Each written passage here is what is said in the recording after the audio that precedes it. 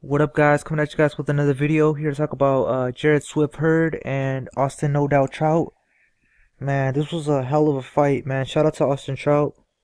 Definitely, he's always in good, exciting fights, but when it comes to the big names, I mean, he did good versus Canelo. He did his thing versus Laura. He won the Miguel Cotto fight. He did good against Charlo.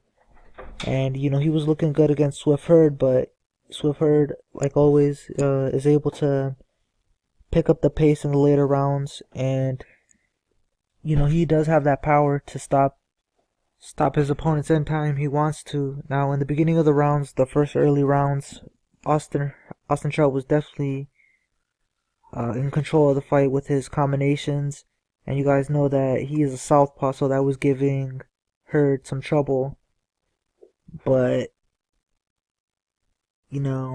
his Swift Hurd has an awkward style, and when it was kind of funny too, because you guys know that Jarrett Hurd had got a headbutt, fucking what do you call it?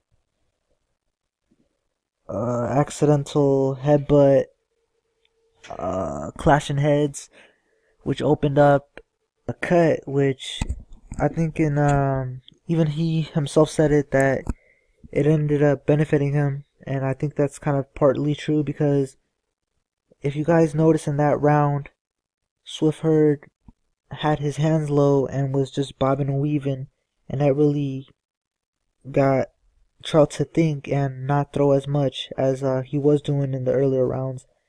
And definitely Swift Hurd was able to connect nice solid punches, and pretty much one of Austin Trout's eyes was closed, and he wasn't pretty much that was pretty much it for him, because he did get wobbled and he looked like he was getting hurt. And before his corner stopped the fight, I was like, yo, man, I don't think he should continue, because if you guys look at that round, he looked tired, exhausted, and honestly, it really didn't even look like he could continue when he walked back to the stool. But man, Swift Hurd he's proven himself. He fought Tony Harrison, which he was losing that fight until he knocked him out. Same with this fight. I wouldn't say pretty much he was losing it. I would say he was losing the first couple of rounds, but if it would have gone the distance, had Hurd won 2 more rounds, he would have definitely won the fight. He was up on all 3 scorecards, and still champ, still undefeated. Charlo, Lara fought on the same card.